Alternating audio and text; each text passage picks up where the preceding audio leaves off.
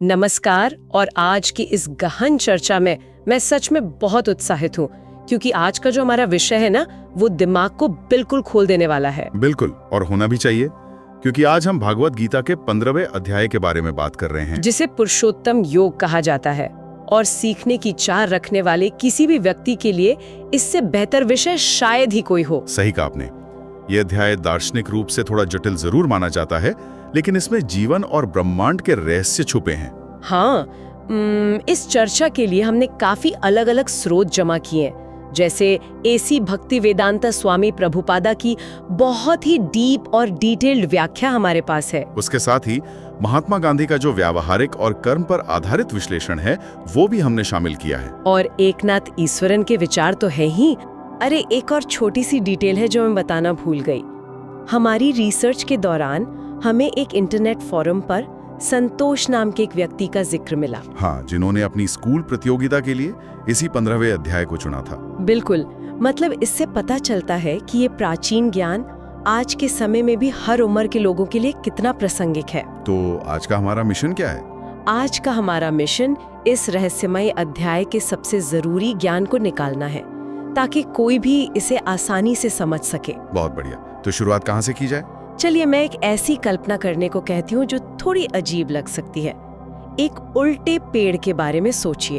एक उल्टा पेड़? हाँ, एक ऐसा बरगद का पेड़ जिसकी जड़ें ऊपर आसमान में है और शाखाएं नीचे जमीन की तरफ। चलिए इसकी तह तक जाते हैं। देखिए, यहाँ जो सबसे रोचक बात है वो ये है कि नेचुरल दुनिया में ऐसा कोई पेड़ तो होता नहीं है। बिल्कुल नहीं। ऊर्ध्वमूलम अधः शाखम, मतलब ऊपर जड़ें और नीचे शाखाएं।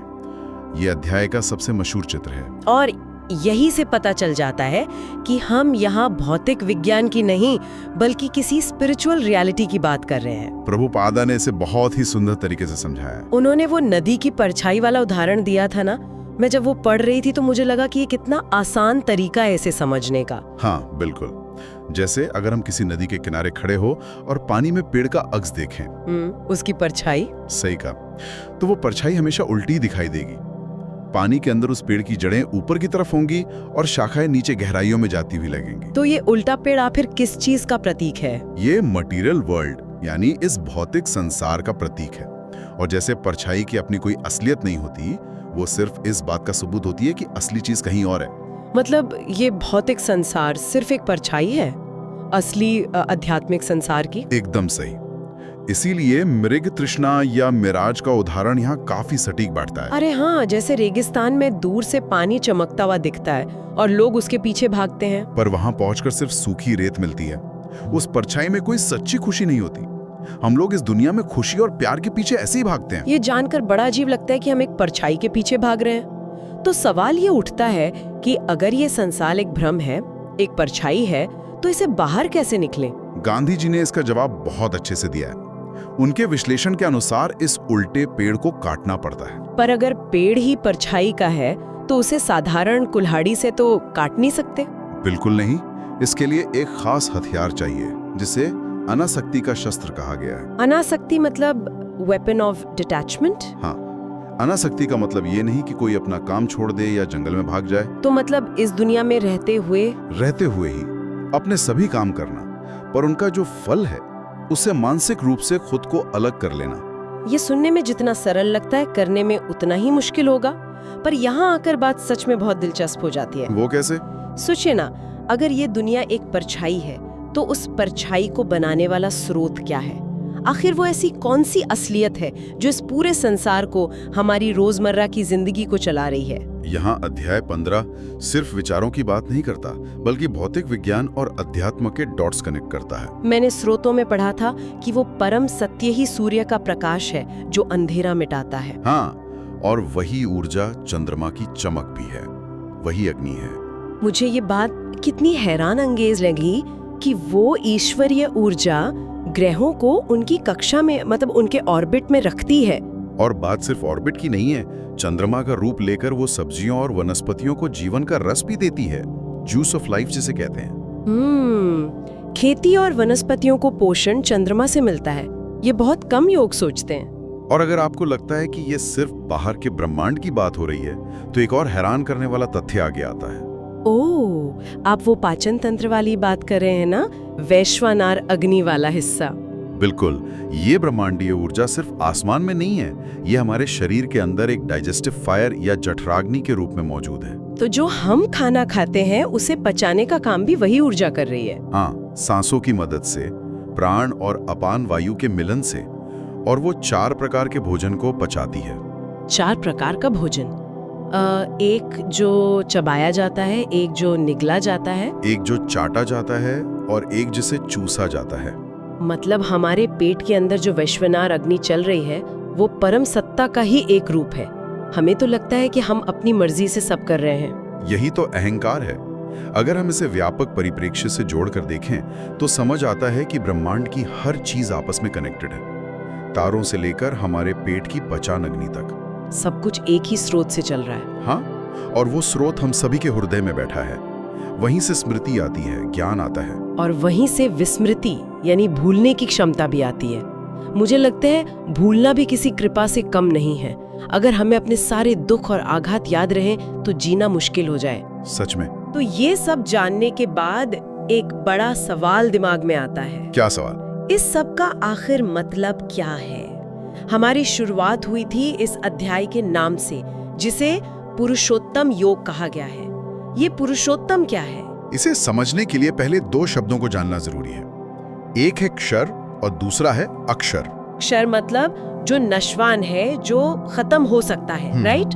फैलेबल। इस भौतिक संसार में जो कुछ भी है वो क्षर है, क्योंकि मटेरियल बॉडी हमेशा बदलती है और आखिर में नष्ट हो जाती है। और दूसरा था अक्षर, मतलब जो अविनाशी है, जिसका कभी विनाश नहीं होता। बिल्कुल, ये उन मुक्त आत्माओं के लिए है जो आध्यात्मिक संसार में है, जो इनफैलेबल है।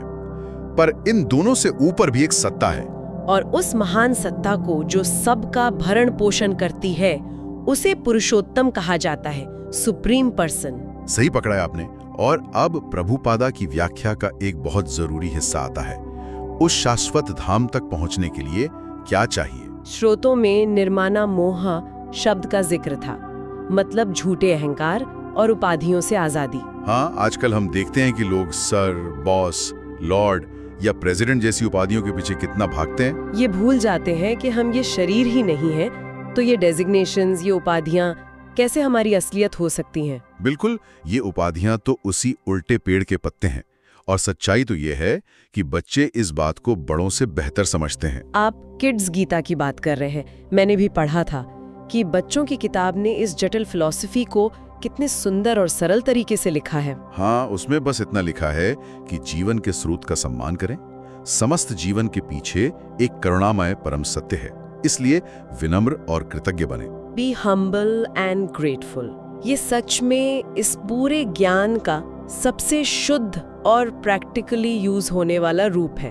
बच्चों की किताबें कभी-कभी इतनी बड़ी बातें कहे जाती हैं। जब अहंकार और झूठी उपाधियां छूटती हैं, तभी इंसान सच में विनम्र हो पाता है। बिल्कुल। तो अगर हम आज की इस चर्चा को समेटते हुए देखें तो हमने काफी कुछ कवर कर लिया है। हाँ, एक क्विक समरी हो जाए तो अच्छा रहेगा। हमने शुरुआत की थी एक उल्टे बरगद के पेड़ से, जो इस दुनिया का भ्रम या परछाई है। फिर हमने जाना कि कैसे वो ब्रह्मांडीय ऊर्जा हमारे पेट में अग्नि बनकर खाना पचाती है। और आखिर में क्षर अक्षर को समझते हुए पुरुषोत्तम को जाना और ये सीखा कि झूठी उपाधियों को छोड़कर विनम्र बनना कितना जरूरी है। इससे एक बहुत ही बड़ा और महत्वपूर्ण सवाल उठता है। कैसा सवाल? जब किसी इंसान को ये एहसास हो जाता है कि दुनिया का हर जीवित प्राणी उसी परम सत्य का एक शाश्वत अंश है, तो उसके दुनिया को देखने का पूरा नजरिया ही बदल जाता है। सच में आज के इस शोरगुल वाले युग में, इस इंफॉर्मेशन एज में, ये एक कमाल की स्पष्टता और शांति लाता है। ये एक क्लैरिटी देता है जो बहुत जरूरी है। इस डीप डाइव के अंत में मैं यहाँ सुनने वालों के लिए एक विचार छोड़ना चाहती हूँ, जो हमारे आज के स्रोतों से भी एक कदम आगे की बात है। मैं खुद बहुत उत्सुक हूँ सुनने के लिए। सोचिए, अगर ये भौतिक दुनिया सच में एक नदी में दिखने वाली परछाई की तरह है, जैसे हमने शुरू में बात की थी। हाँ बिल्कुल, वो उल्टा पेड़। तो जरा सोचिए, आज हम जिन छोटी छोटी बातों पर तनाव में रहते हैं, करियर की चिंताओं में अपनी रातों की नींद खराब कर रहे हैं, क्या वे बस उस पानी की सतह पर उतरने वाली छोटी छोटी लहरें नहीं हैं? लहरें जो असली तस्वीर को बिगाड़ रही हैं। बिल्कुल। क्या अब वक्त नहीं आ गया है कि हम शांत होकर उन लहरों के बैठने का इंतजार करें और जिंदगी की उस असली तस्वीर को देखने का प्रयास करें। ये सच में विचार करने वाली बात है, एक नया परिप्रेक्ष्य।